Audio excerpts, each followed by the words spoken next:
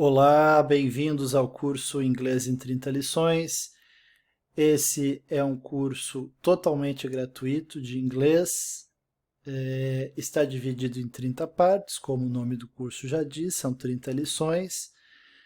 Nós temos exercícios também depois das explicações e você pode ter acesso ao material escrito, as explicações por escrito que nós vamos acompanhar nos vídeos, mais os exercícios que também serão corrigidos nos vídeos a partir dos links que vão estar abaixo dos vídeos de cada lição. Então, nós vamos começar agora com a lição número 1. Mas, na verdade, existe uma lição 0, que eu estou chamando de aula inicial, aula 0, onde eu dou uma breve explicação sobre a língua inglesa, sobre a história da língua inglesa e sobre as principais dificuldades que você vai encontrar para estudar esse idioma, que parece tão fácil, mas que na verdade não é. Então eu vou explicar um pouco por que na verdade não é, porque o inglês é uma língua tão difícil para quem quer chegar a um nível alto. É claro que chegar a um nível básico de inglês é relativamente fácil, é verdade, mas chegar a um nível muito alto é difícil. Então eu sugiro que vocês deem uma olhada nessa aula introdutória, nessa aula 0, nessa lição 0. Mas vamos começar agora então com a lição 1.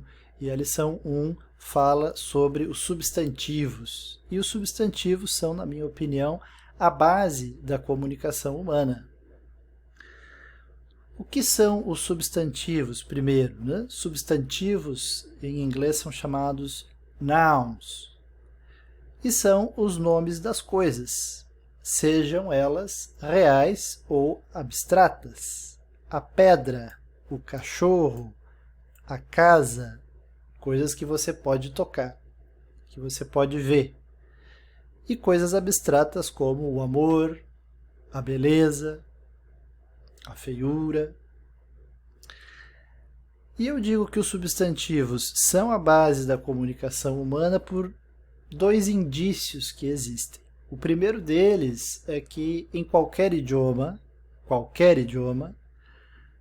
toda a palavra de um bebê, toda a primeira palavra de uma criança é sempre, em 100% dos casos, um substantivo. Veja, para todos, isso vale para todos os idiomas e para todas as crianças. Sempre a primeira palavra é um substantivo.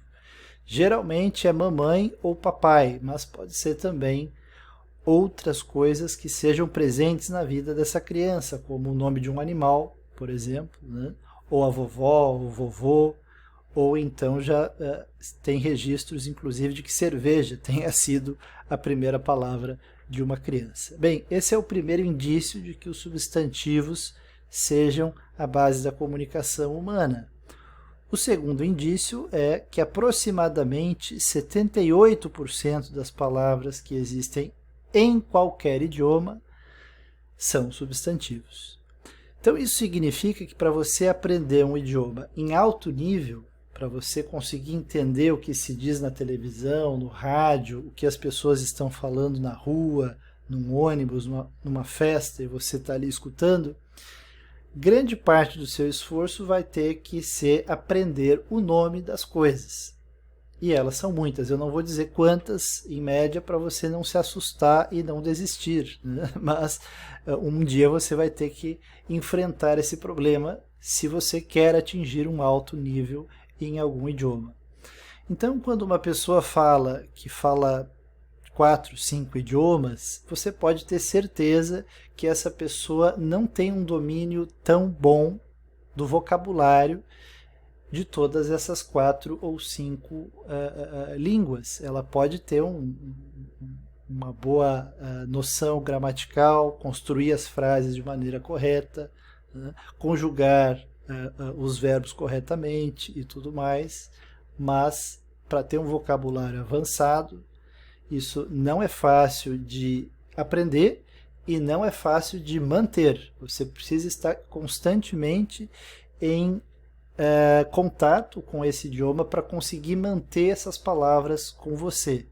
E isso é praticamente impossível de fazer, eu acho que em mais de 2 ou 3 idiomas, talvez.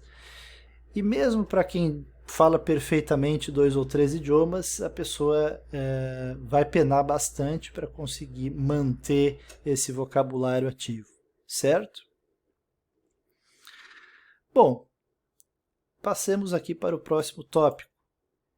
Em português, um substantivo, ele sempre é masculino ou é feminino. E por isso nós temos o artigo definido masculino, o, e o artigo feminino definido a. Por exemplo, o homem, a mulher, o gato, a gata, o boi, a vaca. Em inglês, as coisas não têm gênero gramatical. Por isso, só existe um artigo definido, que é o the. Então, se eu quiser dizer o homem, em inglês é the man. A mulher, the woman. Se eu quiser dizer o gato, em inglês é the cat. E a gata, the cat, também. Se eu quiser dizer o boi, é the ox. E a vaca, the cow. Bom, em português, existe o gato, a gata, o cachorro, a cachorra.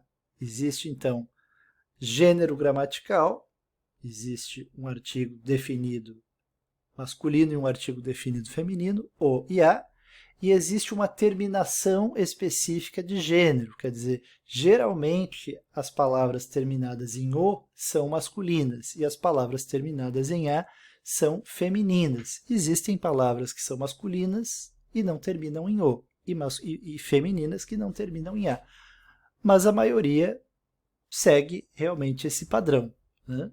Em inglês, como não existe gênero gramatical, não existe também uma terminação específica de gênero.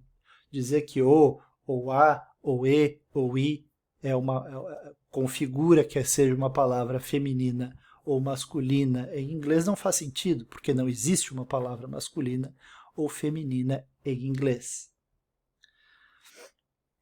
É claro que isso nós estamos falando gramaticalmente, continua existindo biologicamente o feminino e o masculino, né? Isso biologicamente é claro que continua existindo. Como em português também, uma cadeira, a cadeira, só tem o gênero feminino por uma questão que a gente não sabe qual é, mas não faz sentido dizer que uma cadeira é feminina. Uma cadeira é um objeto, ela não tem um gênero biológico, é somente uma questão gramatical, porque como na gramática portuguesa nós só temos 2 gêneros, masculino e feminino, tudo que existe precisa se encaixar nisso aí, correto? Mas em inglês não tem esse problema, não existe gênero gramatical.